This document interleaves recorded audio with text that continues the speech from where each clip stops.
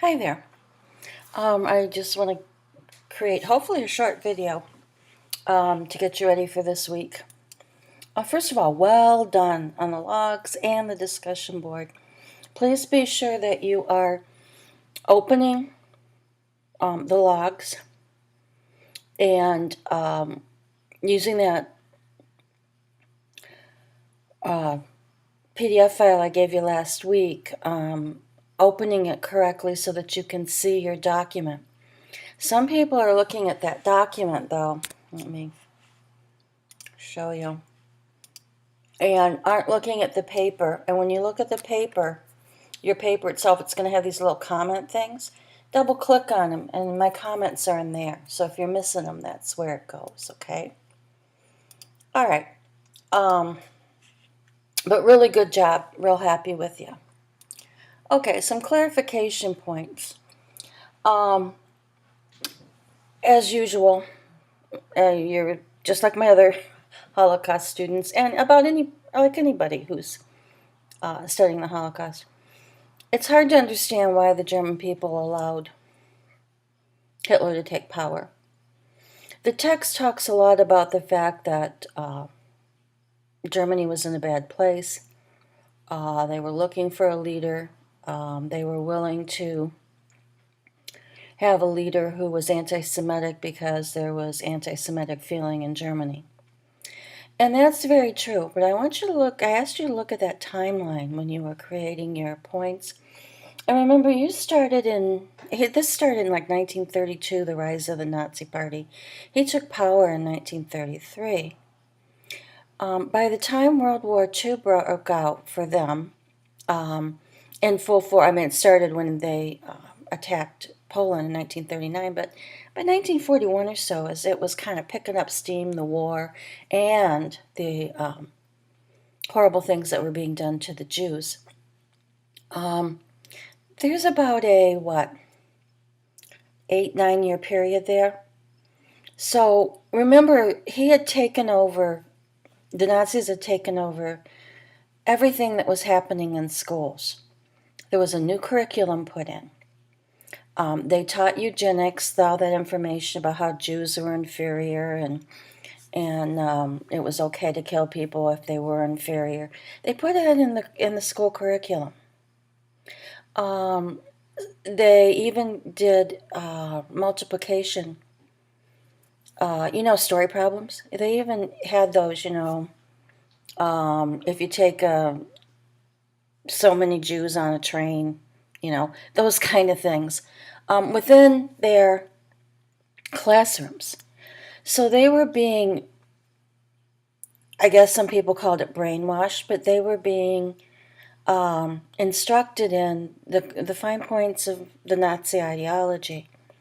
So you figure when kids joined, if you were, 10 and you joined Hitler Youth in 1933, by the time the war broke out, you were pretty much, 6 years later, 16 years old? And you're starting to think like the Nazis, and you're starting to believe in those Nazi ideologies, because that's all around you. And any other talk is forbidden, and that's all that's in the newspapers, and that's all that's on the radio. And remember, they gave out radios so every household could listen to Hitler. And they could listen to the propaganda and not listen to the BBC or any other radio stations that might be telling more the truth. And when they were 16, 17, they were then itching to join the war.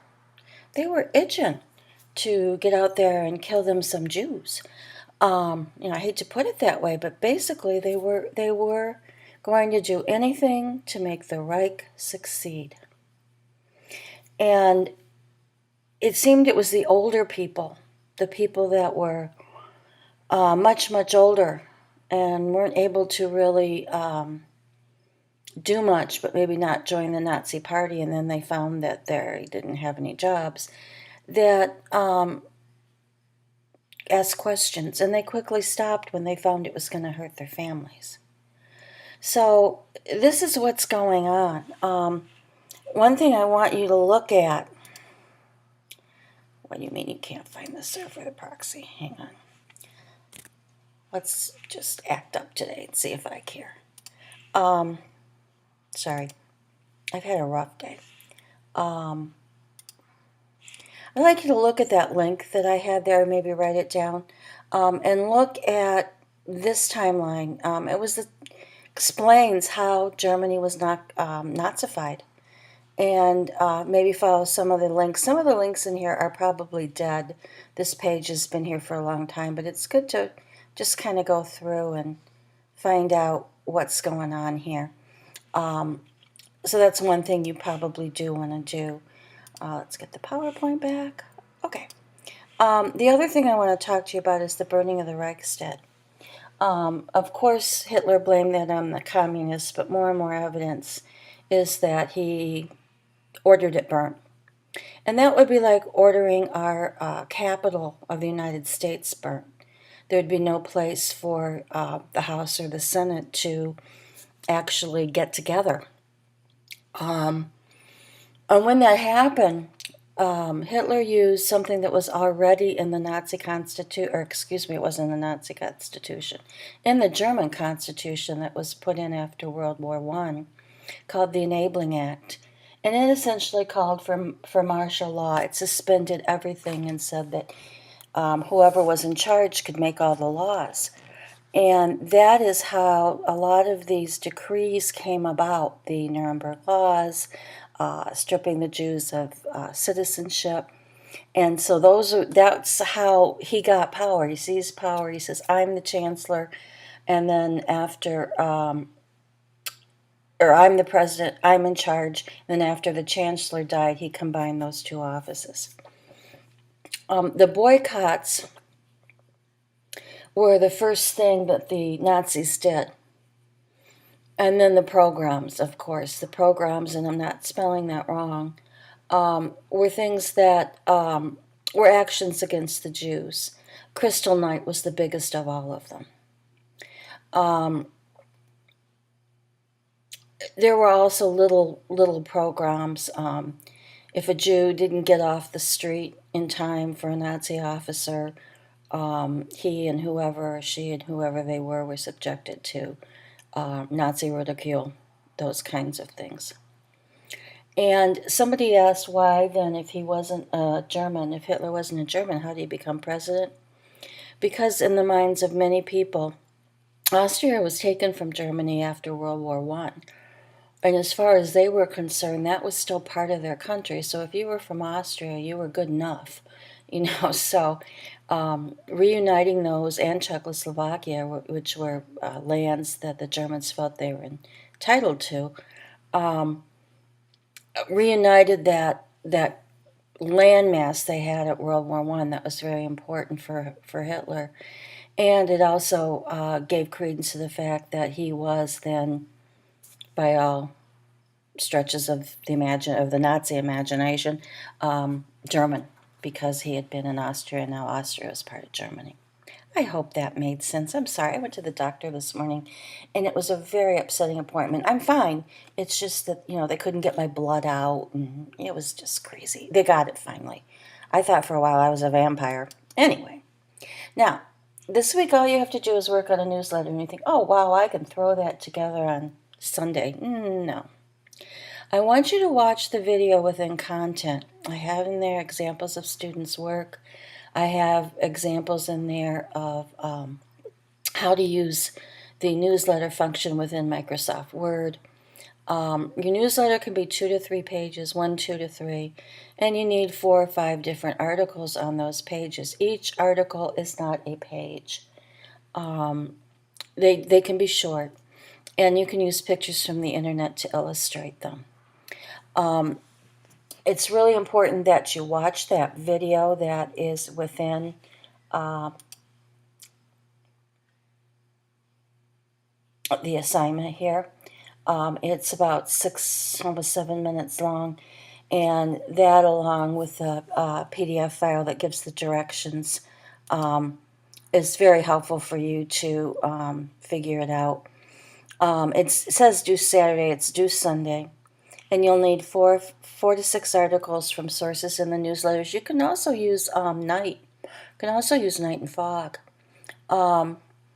You must focus around a theme or a series of actions that relate to each other. Don't have your articles all mismatched, blah, blah, blah, this happened, this happened.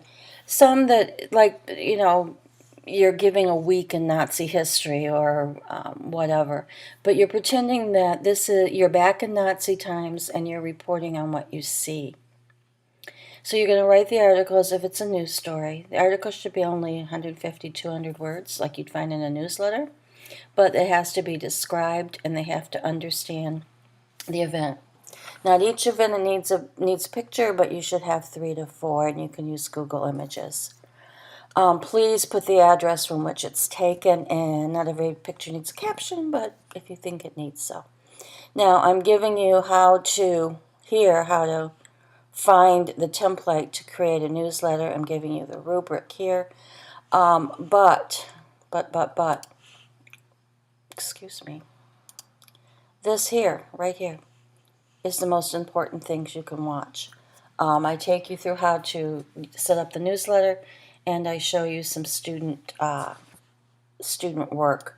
I think I do. Oh, wait a minute, I don't. You know what I'll do? I will find some student work and I will post it in here. I'm sorry, I'm glad I found that. So that's all you have to do, but don't think, oh boy, that's all I have to do. This takes work. This takes some research. This takes some thought to come and work about the theme there. In the meantime, I'll find some examples of student work. I know I have some signatures from students that will let me give you the information or share with you their work so that you can see sort of what I'm looking for. Okay? All right. If you didn't understand any of that, I truly understand. And just let me know ask me questions. I'll be sure to answer them. I am looking forward to really good newsletters because you know what? You guys have been doing such awesome work. I expect the newsletters to be awesome too. No pressure.